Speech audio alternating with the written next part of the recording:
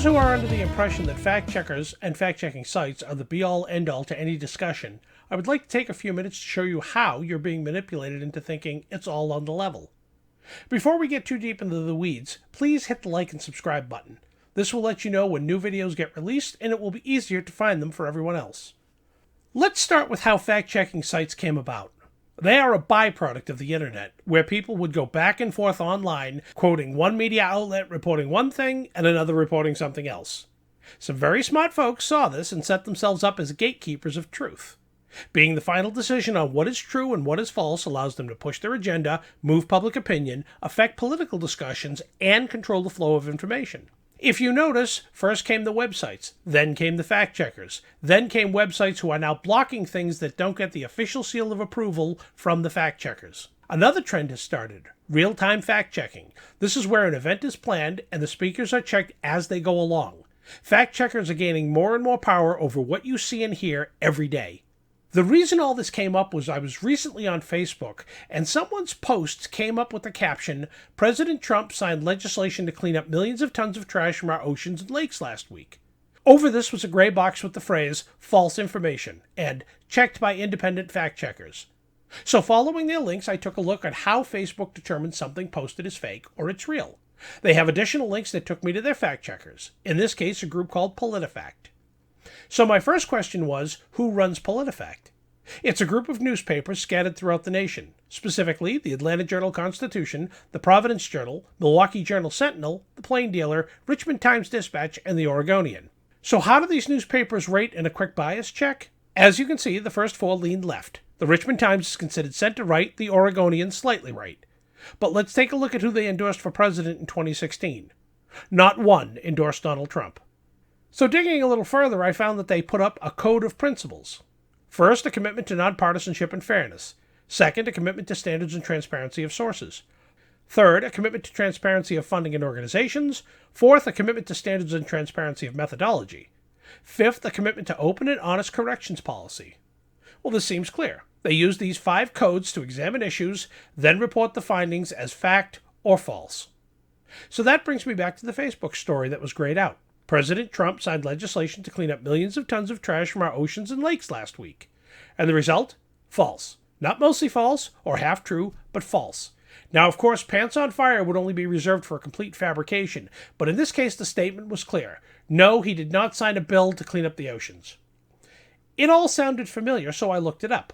The president did sign environmental legislation called Save Our Seas in 2018. Clearly this was an old meme, but if you read the so-called fact check, it's a lie. Well, I guess it's not the fact-checker's job to put things into context by saying, this is an old meme and it refers to legislation that was passed 2 years ago. Therefore, it's mostly true except for when it was signed. But then I took a look and found examples of exactly that. So I decided to take a look at the other side. I went to the coverage of the Joe Biden speech to the Democratic National Convention. Quite clearly at the bottom of the page it says, here are the claims made by Biden, fact-checked or put into context. Looking at Trump's page, I found no such help in putting what he said into context. And if you notice, not fact-checked and put into context, but fact-checked or put into context. That's a big difference. And put into context would allow something to be determined true or false on just the content, or allows them to take the whole statement, dismiss the parts they don't like, put excuses in to help, and then call it a fact. It's a distinction if you read much of their work you'll see quite clearly. Trump makes one statement and they consider it false or pants on fire. If a Democrat makes a similar statement, you will see mostly true because what they really meant was, and they proceed to bend over backwards to help the Democrat or the person bashing Trump. Examples like this are quite clear throughout the Democratic National Convention coverage. Leftist actress Eva Longoria made the statement, Social Security beneficiaries count on the post office to get their checks. PolitiFact gave her a half-true and spent a great deal of text explaining what she really meant was a small portion received Social Security checks by mail. You see the difference? If a statement is made by people they don't like, it has to be 100% correct down to every detail, or it's false. If that same statement is made by someone they do like, they can say mostly true or half true, and then spend some time explaining why. I did find several examples of minor explanations of what Trump or the Republicans might have meant, but these are mostly limited to the false spectrum. By this, I mean that sometimes, in an attempt to seem fair, they will give something a little explanation so that it won't get a pants-on-fire rating, but will get a false or mostly false rating. It's a rare thing, but it does happen on occasion where something goes from mostly false to half true. However, it's much more common for something to go down the scale than up. There is a reason for this: scorekeeping. Let's say you have a politician. The fact checkers give their usual, if it's not 100% correct, it's 100% false. This lowers their overall truth versus lie percentage. A high truth percentage and the politician is trustworthy. A higher lying percentage and they are not. The advantage being that people like CNN and MSNBC can go out night after night, call the president a well-known liar, and if questioned, they can point to the fact-checking sites. A very nice way to manipulate public opinion. To further change that score, when our politician makes a statement that's 100% correct and the fact checkers know it, they simply ignore it to change the numbers.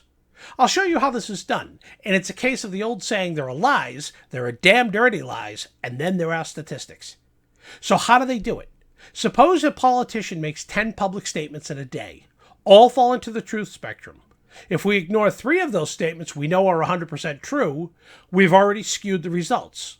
Now we have 7 statements to check. When we use our it's either 100% correct or it's false standard and move 4 statements into false territory. Now you've changed someone who said 10 true things into someone who lies 4 times out of 7. See how easy it is? Politifact is hardly impartial and lets its own bias show. Let's look at the statement from one of their writers in 2017. It shows you just how one-sided they can be. It's not so much that Trump trades in falsehoods, it's more that he tries to create a different version of reality by simply asserting it. This is a modification of the classic newspaper tactic called the loaded question. It's an attempt to limit the direct replies by someone you're asking a question to or making a statement about. Instead of asking, "What did you mean what you said?" you start off with, "When did you stop beating your wife?" The subject then can address the first subject without a defense that he never beat his wife in the first place. This also has the effect on the listener or reader by prejudging, based on what they just heard, that this person beats his wife. The writer is making the statement that the president isn't just a liar, he modifies reality. Now, before you can address the second part of that statement, you have to defend the first part and convince the reader or the listener that it's false. By the time you move into the second part, you've created a whole slew of other talking points, and generally, you move on. It's verbal shenanigans, but it's an effective tactic when done properly. Once you've crossed this line, you're not fact-checking. You're attempting to change public opinion. So let's get back to the code of principles. These fact-checkers claim they're following this code and conducting dogged, hardcore journalistic checking of facts. They make it sound like they look under every rock, go down every avenue, and follow every lead. Here's a recent example of why none of this is true. A story regarding Goodyear broke on August 18th. After the president got wind of it, he called for a boycott. He made the statement that the tire giant announced a ban on MAGA hats. This is what radical Democrats do.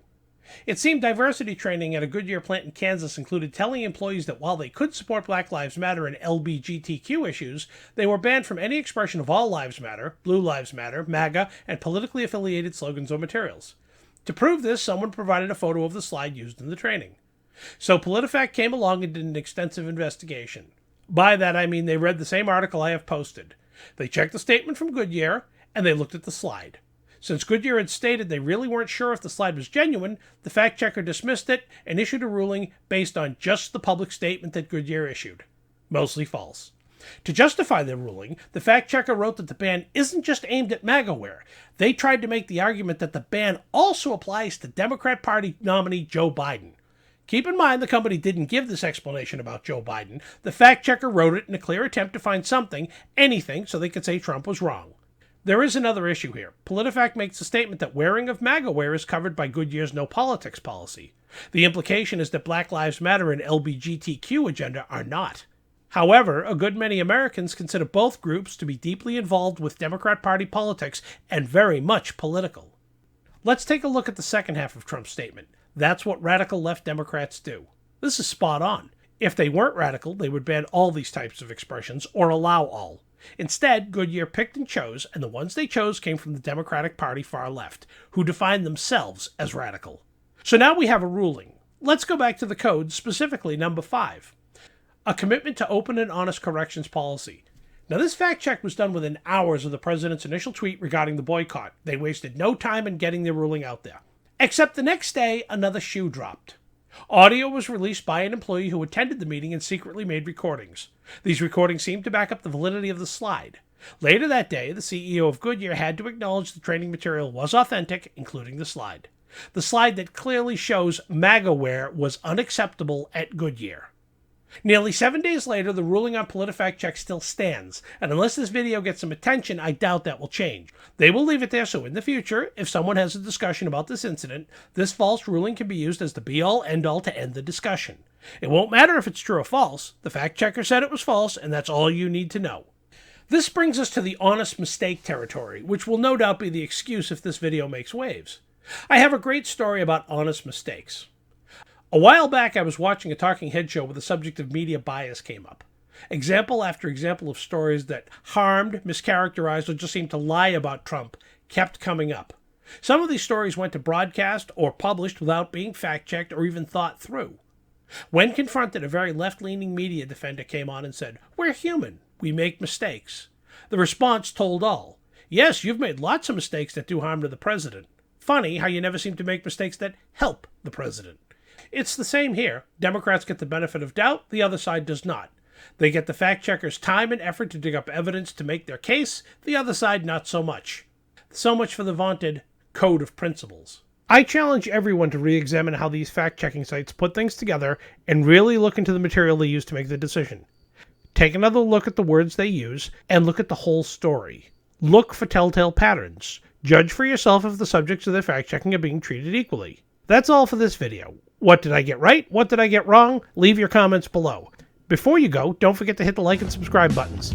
Thanks for watching.